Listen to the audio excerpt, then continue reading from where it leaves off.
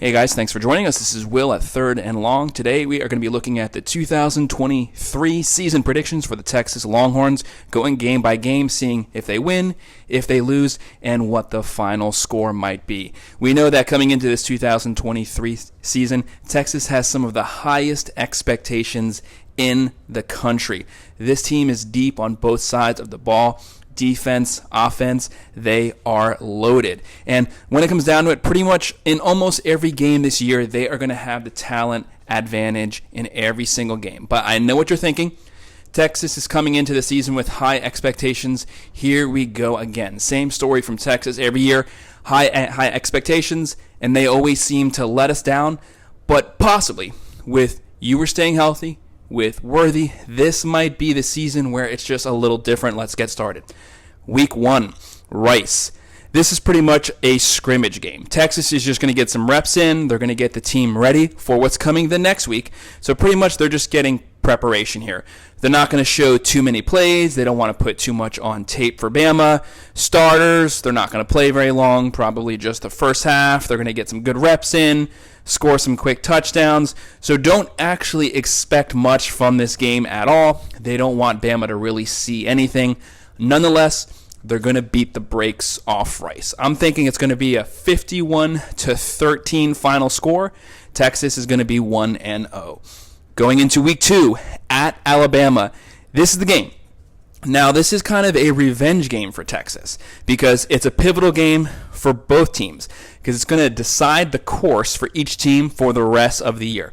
What I mean by that, if Texas loses, there's going to be calls that Steve Sarkisian, he's not the guy. He can't win big games. He just can't beat Bama. He can't beat Saban. So you're going to hear that same story. Now, if Bama loses, there's going to be whispers that Saban's starting to get too old. Maybe it's time for him to retire. So you're going to start hearing that. Also, Bama knows if they lose one game this early on, they're always shooting for the playoffs. So if they lose again, no two-loss team has ever made the playoffs. So they're pretty much a guarantee to be out. So Texas doesn't want to lose this because they're trying to build up. Bama doesn't want to lose this because it could get them out of the playoffs. And Texas, just like Bama, they have the Final Four in sight this year. So pretty much what we're looking at here, Bama won last year. That was a really controversial game. Texas really honestly should have won. Everything went in Bama's favor. Every call from the refs went in Bama's favor, and there was also a lot of missed calls that were in Bama's favor. There was safeties, there was face masks, pretty much everything that could have went wrong for Texas went wrong. Ewers got knocked out of the game first half. So many things, and yet Texas still almost won the game. Now this year, if Ewers stays healthy, that's a game changer. If for some reason he does get knocked out, you have Manning backing him up. Texas is loaded. Bama lost a lot of players in the draft. A lot of great players. Young. But I think Texas lost a lot less than Bama lost. So Texas, to me, will have the better starting offense coming into this game. I think Texas will find a way to win. They're going to get back at Alabama. Everything went in Bama's favor last year, and they had a better team last year, and they barely beat Texas. Texas will have lost less players, and what's the odds of every call going in Bama's favor again? So Texas is going to pull it out. I think it's going to be a close game. They're going to win it in the fourth quarter. Final score 31-27. Texas is 2-0. Week 3, Wyoming. Texas, at this point, they're going to be coming in a top 5 team. Texas is going to be riding high after upsetting Bama in Tuscaloosa. I think they come in a little cold to start the game off because they just left everything on the field the week prior. They still win, but I think it takes them to the second half to actually start pulling away score-wise. But they're still going to win 37-17. Texas is 3-0. Next, week 4 at Baylor. Baylor's always a tough team, and Baylor has the home field advantage here. I think that's basically what's going to keep them in the game. But Texas, by far, is the superior, more talented team. Now, Dave Aranda's teams, they're always physical, they're always tough, but Texas's roster is way too talented. Texas wins in the fourth quarter, 34-27. Texas is now 4-0. Week 5, Kansas. Now, Kansas used to be a laughingstock, but they're a much improved football team last year. They even got into the top 25. That's a really big deal for Kansas, so you don't want to overlook Kansas here. Lance Leopold has an improved roster. Everyone's been getting better. Kansas is always ready to upset, and upset they did to Texas in 2021. But that's not going to happen in 2023. Sorry, Kansas. So Texas at this point is firing on all cylinders. I think Texas wants to get this game. They want to ride into the Oklahoma game high. They don't want any hiccups. They want to beat Kansas up. So I think they're going to put it on. At the end, Kansas will get some garbage scores. Texas wins 48-24. They're now 5-0. Week 5. Here you go. Oklahoma. This is the first true test since the Alabama game. How will Steve Sarkisian and the Longhorns respond? Last year, Texas whooped Oklahoma 49-0. I know that sounds unbelievable. When I was watching the game, I did not understand how Oklahoma couldn't get a field goal, but they won 49-0. Oklahoma fans were extremely mad at Brent Venables, and defensively so, they really should have been. Venables will be intent on not letting that happen again this year. That's their main rival. They cannot get steamrolled back-to-back seasons. Oklahoma's going to have a vastly improved defensive line. I think where they're going to be weak, though, is their secondary, but Oklahoma's building things. They've been recruiting top 5 class last year. They've been top in the transfer portal, getting a lot of great players coming in. But this is going to be a massive game for Ewers and Worthy. They're going to be going vertical. Oklahoma will make it competitive. It will not be last year, but Texas's rebuild is further along. Venables' team will be better, but it won't be enough to get the job done in Austin. Texas will win 42-30. Texas is now 6-0. Week 7 at Houston. Texas will be riding high at the halfway point coming into the second half of the year. They'll have a top 4 team at this point. Ewers will be in the Heisman conversation. Houston is led by Dana Holgorsen. He loves to score points, so you don't want to overlook them because you don't want to get in a shootout. But honestly, they're really just waiting their time for Texas to leave the Big 12 so that they can have a chance. So Texas is going to roll.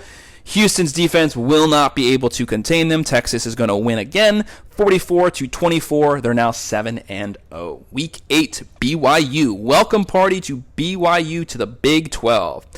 Kenneth Slovis, he's going to be the quarterback here for BYU. Yes, that same Slovis that was at USC and Pitt. Now, the strong performance here is what's going to carry the day.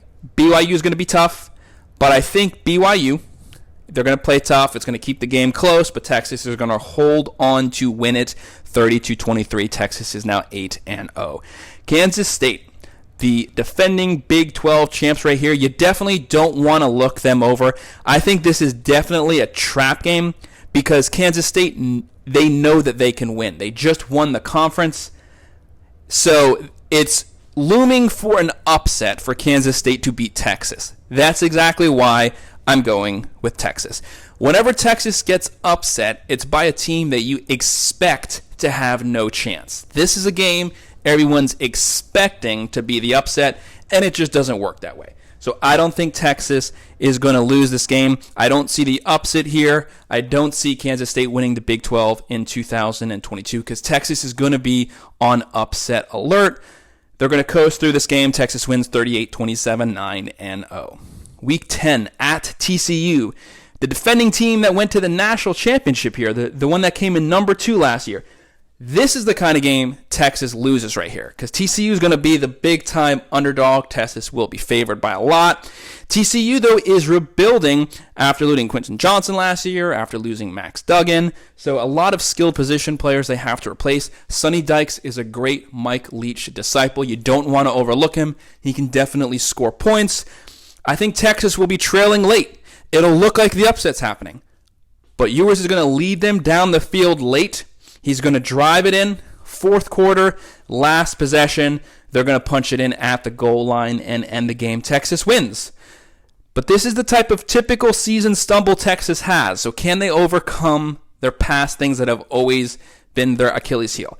I think they do. Texas wins 30-24. They're now 10-0. Week 11 at Iowa State. Iowa State in last seasons has been one of those teams that upsets the Oklahomas, the Texases, the Oklahoma States. But what a season Texas is having so far. Texas is going to be 2 or 3 at this point, with probably Georgia 1. They will have been coasting as high as they ever have before, looking for the upset. Iowa State always has a stout defense. They always play hard. They always run the ball well, but they don't have Brock Purdy. And Texas, they are firing on all cylinders at this point. Texas comes in to me, and they dominate on both sides of the ball. A complete team performance. They win 38-13. They're now 11-0. Week 12, Texas Tech. Texas has their bags packed. They're ready for the playoffs. They have tickets. Ewers is ready to go to New York for the Heisman ceremony. Sark, he's up for getting Coach of the Year. Everything just seems to be perfect. Texas has a top offense at this point, probably a top 15 offense. They have first-round picks in Ewers, Worthy, Jachavian Sanders at tight end. So they're just loaded. They have a top 25 defense. Everything seems perfect. That's why, to me, this has the makings of the upset that I've been referring to the whole time. Texas has so much going for them. Doesn't it seem fitting that at the very end of the year, that's when the issue is going to happen, and that's when Sarkisian and the Longhorns are for some reason just going to get caught with their pants down. This is a Friday game. Friday games are always upset games. For some reason, that's just the way that it works.